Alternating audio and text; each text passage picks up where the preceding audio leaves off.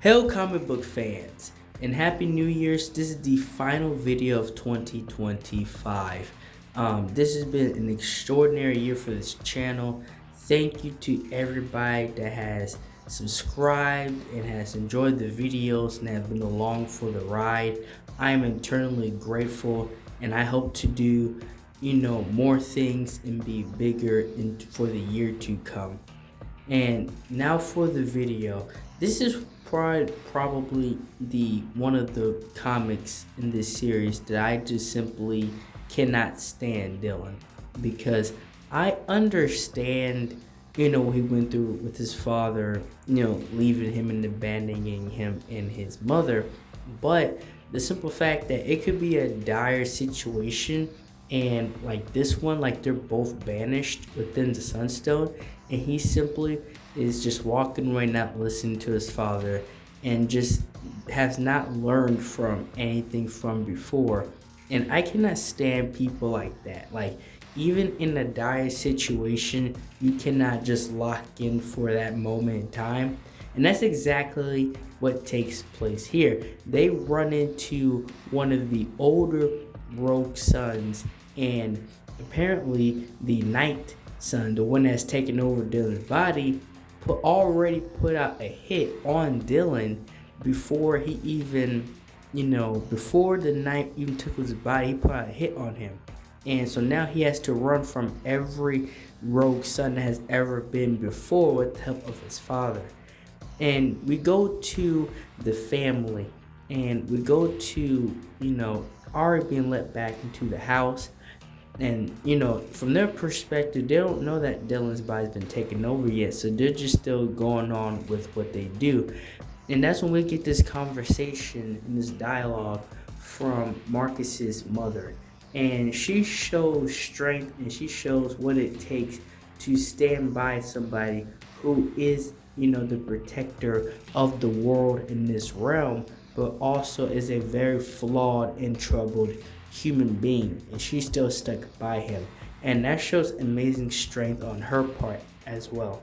And with the main culprit of this entire situation, he is getting drunk at this bar, talking about his glory days as Rogue Son, as the Night Son, I should say, and how everybody has pretty much forgotten him.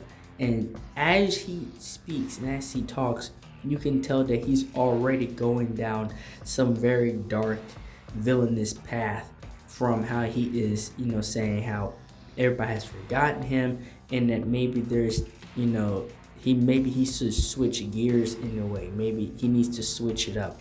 And that's when we go back to Marcus and Dylan, and they're fighting off this middle-aged warrior version of the Rogue Son. And again, he pretty much explains that there is a hit on Dylan's head, but particularly not to kill him, but to pretty much trap him within the Sunstone forever, so the Night Son can pretty much have dominion over Dylan's body, which is very dark when you really think about it, and very evil. This guy's pretty much a villain at this point, trying to relive his heroic days, but you can still tell that it's eating at him at the same time. And Ari actually comes in the room and apologizes for everything she's done.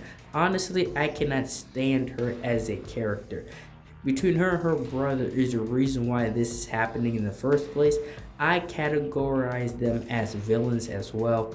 That's just me. I don't know if anybody else feels that way, but she's simply a menace. Between her and her brother, they were the biggest threats to Rogue Son. They didn't do anything to actually help Dylan when he was Rogue Son. They did everything to either replace him or get somebody else involved. And that has led to this moment and this point in time, to where their father, Marcus, and his son, their half-brother Dylan, are fighting for their lives in the Sunstone, because now they're both being gunned for, and they both can be trapped and destroyed and locked away forever. And that's when, they're having this conversation between, Dylan and his father, Marcus. And again, as I'm reading this, I just don't understand Dylan's level of ignorance, his level of frustration with his father. It's like, yeah, he left you big whoop. His childhood could have been a lot worse, if you ask me. Like, it was like he was abusive. He had to grow up and try to be like the perfect child. No, he left you. Big deal. Get over it. It's time to move past that point in your life and actually try to grow as a person, especially knowing that your father was the protector of this realm. And speaking of fathers, Marcus had to go to his father. This is his father right here, which would make him Dylan's grandfather. And between their relationship, it is actually 3 times as worse as Dylan's relationship with his father is. And that plays out through issues ahead. And what we always gives a quick glimpse of what is to come by them showing the grandfather to Dylan and Marcus's father.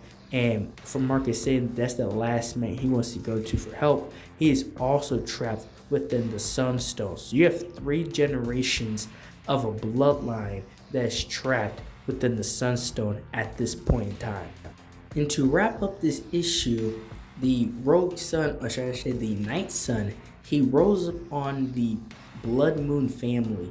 And at first, you would probably think he's there just to take them out easily, dismantle them. But he's actually not there to stop them or to defeat them. He's actually there for something completely different. He needs their access to somebody and to something. And he actually tells them who that is. The person that gave them their power in the first place, Morningstar.